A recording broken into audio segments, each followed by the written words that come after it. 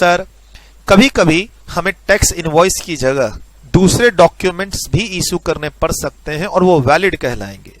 Sir tax invoice में की जगह दूसरे डॉक्यूमेंट या टैक्स इनवॉइस में थोड़ा मॉडिफिकेशन करके उसके अंदर और इनपुट डालना पड़ सकता है, डेटा और डालना पड़ सकता है, या कभी कभी हम आपके जो भी डॉक्यूमेंट आप कस्टमर को दोगे उसी को हम टैक्स इनवॉइस मान लेंगे। उसमें सबसे बेस्ट एग्जांपल है, मूवी देखने गए, हमने काउंटर पे 150 रुपीज दिए और काउंटर वाले ने हमें मूवी टिकट दी जो हम एंट्री के टाइम पे दिखाए, आधा उसने रख लिया और आधा मुझे उसने दे दिया। सर ये टैक्स इनवॉइस है। मल्टीप्लेक्स वाले जीएसटी नंबर होल्ड करते हैं लेकिन वो टिकट ही टैक्स इनवॉइस है मल्टीप्लेक्स के लिए। आप एयर ट्रेवल करते हैं, आप किसी एयर एजेंट से जाते हैं और टिकट मांगते हैं, या फिर आप ऐसे समझिए जेट एयरवेज के काउंटर पे आप जाते हैं, रुपए देते हैं और बदले में वो आपको क्या देता है, टिकट ही तो देता है। सर जब आप हमारे से क्लास परचेज करते हैं तो हम इनवॉइस भी देते हैं, क्लास भी देते हैं, राइट। वैसे ही जब टिकट आप खरीदते हैं तो टिकट तो लिया ट्रैवलिंग करने के लिए ना, उसको तो इनवॉइस भी देना चाहिए ना। तो बट रेलवे के काउंटर पे और एयर फ्लाइट के काउंटर पे ऐसा होता कहाँ है। तो गवर्नमेंट ने बोला भाई सुनो पैसेंजर, जो आप पैसेंजर ट्रांसपोर्ट पैसेंजर इंडस्ट्री में सर्विस ले रहे हो टिकट के बेसिस पर, वो टिकट ही टैक्स इनवॉइस है। तो अगले पेज पर इन दोनों की बात हो रखी है और इस पेज पर बैंक्स और जीटीए की बात हो रखी है, ठीक है। सर क्या कहता है, supplier permitted to issue any documents other than tax invoice. आप टैक्स इनवॉइस की जगह इस सिचुएशन में कोई और डॉक्यूमेंट भी इशू कर सकते हैं।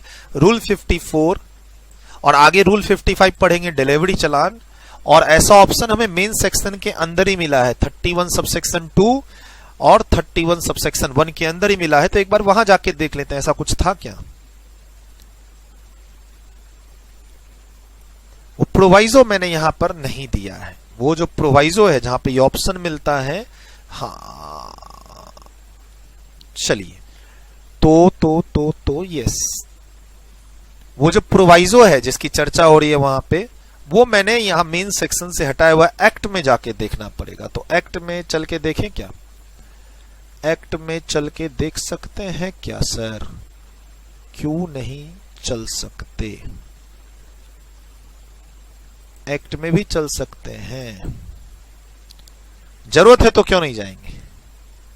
कौन सा सेक्शन बोलो बोलो, 31 एक्ट में, ये मेन एक्ट है 2017, अगर कोई अमेंडमेंट आई होगी तो नहीं दिखाई देगा। 31 की ये 2-3 लाइन के बाद ये रहा प्रोवाइजो, डन। इसी प्रोवाइजो का रेफरेंस है, ये देखिए चैप्टर 7 के अंदर ये एक्ट है, बेयर एक्ट, जो 2017 में इशू हुआ था, सेक्शन 31 और उसके अंदर का कंटेंट के बाद ये प्रोवाइजो है। उसके बाद 32 के अंदर का कंटेंट के बाद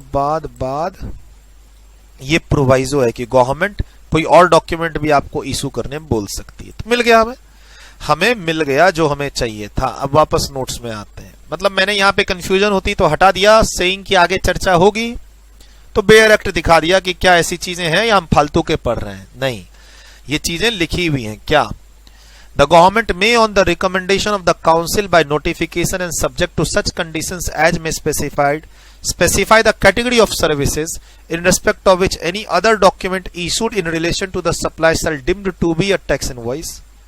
और टैक्स इनवॉइस इशू करने की जरूरत ही नहीं है सर्विसेज के केस में, ऐसे ही गुड्स के केस में है। फर्दर गवर्नमेंट में on the recommendation of council by notification specify the category of the goods or supply in respect of which tax invoice shall be issued within such time or in such manner as may be prescribed। यानी government, हम लोग जो पढ़े goods के case में कि आपको invoice पहले इशू कर देना है या डिलीवरी के टाइम पे इशू करना है, तो गवर्नमेंट कुछ सिचुएशन ऐसा दे सकती है जिसमें हम बाद में इशू करें। आइए यहां से पढ़ते हैं 31 के अंदर, प्रोवाइडेड दैट द गवर्नमेंट में ऑन द रिकमेंडेशन,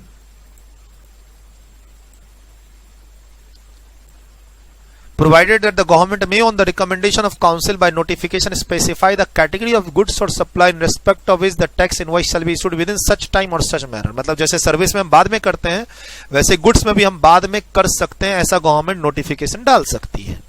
और सर्विसेज के केस में गवर्नमेंट ऑन रिकमेंडेशन पे बता सकती है कि टैक्स इनवॉइस की जगह आप ये इनवॉइस इशू कर दो या इनवॉइस इशू ही मत करो। सेम डिट्टो लाइन हमारे नोट्स में पंच्ड है। 31(2) के अंदर क्या लिखा है, 31(1) के अंदर क्या लिखा है, जो हमारे मेन सेक्शन के अंदर नहीं है। तो ये सिचुएशन तो हो गई। अब इसके बेसिस पर कुछ बातें बैंक्स के लिए, कुछ बातें जीटीए के लिए, कुछ बातें पैसेंजर ट्रांसपोर्ट सर्विस के लिए और कुछ बातें सिनेमाटोग्राफी फिल्म मल्टीप्लेक्स सेंटर के लिए। ध्यान रखिएगा ये 54 के सब रूल्स हैं जिनके ऊपर ई इनवॉइस नहीं लगता, क्विक रिस्पांस कोड नहीं लगता, ऐसा हम लोग पढ़ते हुए आए हैं। पेज नंबर 9.8 और पेज नंबर 9.6 का जो नोटिफिकेशन है, नोटिफिकेशन नंबर 13 और 14, वहां पे कुछ सब रूल को हटाया है कि ये नोटिफिकेशन रूल 52 के कुछ सब रूल पे नहीं लगेंगे, इन लोगों पे नहीं लगेंगे। आप चाहो तो यहां नीचे लिख लो ऑन दीज 4 कैटेगरीज। 4 कैटेगरीज में 2 इस पेज पे हैं, 2 अगले पेज पे हैं।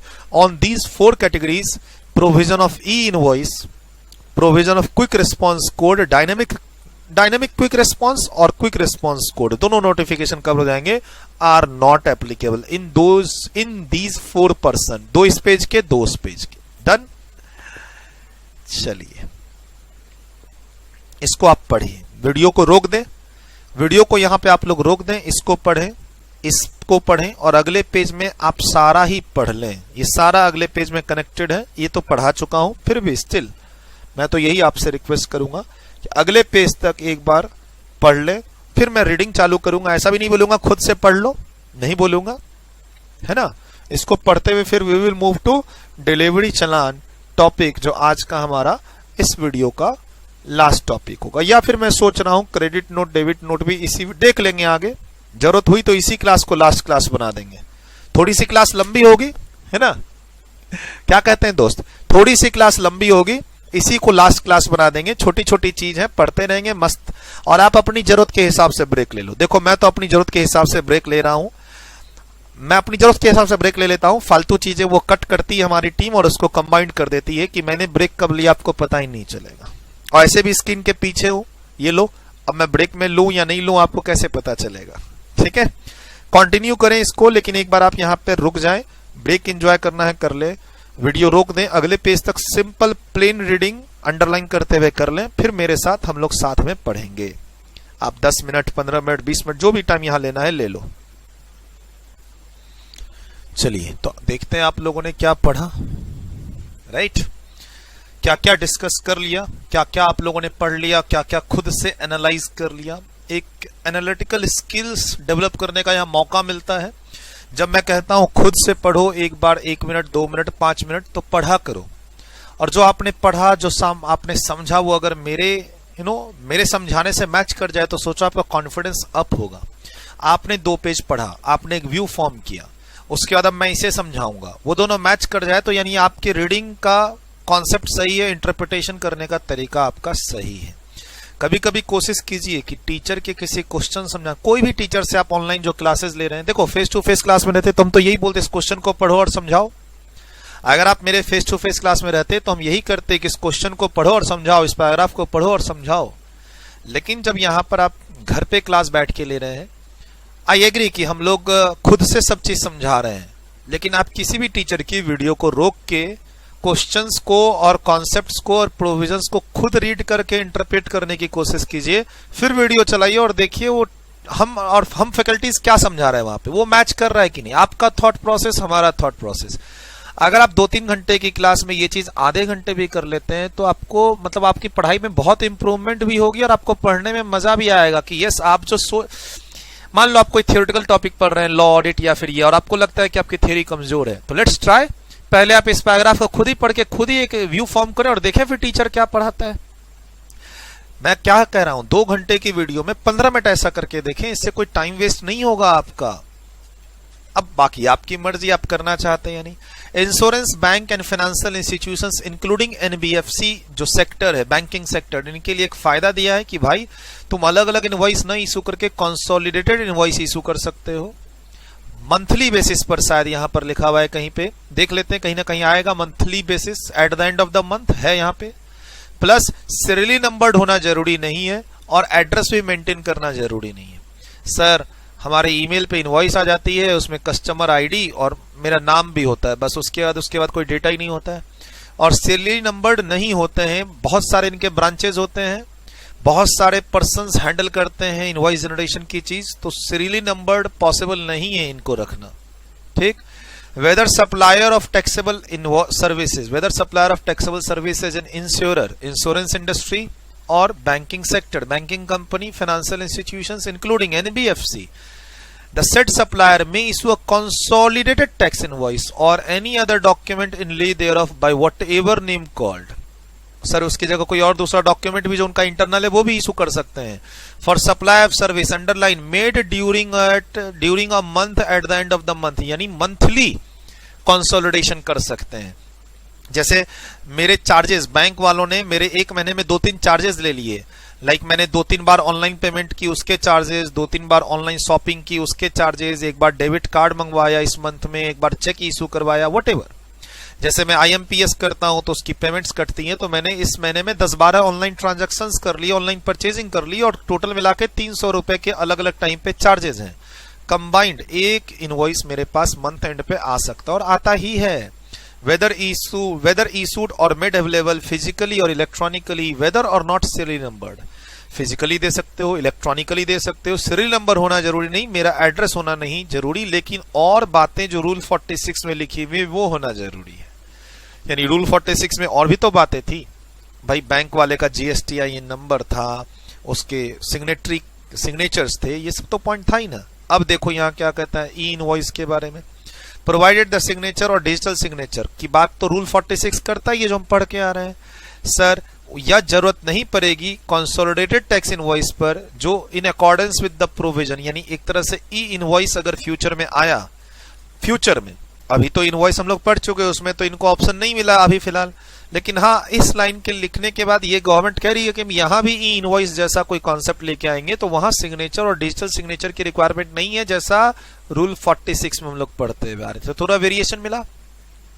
अब GTA चाहे तो टैक्स इनवॉइस या फिर उसकी जगह कोई और डॉक्यूमेंट इशू कर दे, लेकिन इतने सारे कंटेंट और एक्स्ट्रा रहेंगे तो मुझे लगता है कि GTA का काम बढ़ गया है. लेकिन हाँ GTA टैक्स इनवॉइस नहीं करना, इशू करना चाहता, कोई बात नहीं, वो उसकी जगह कंसाइनमेंट नोट इशू करता है. इससे GTA generally consignment note issue करता है.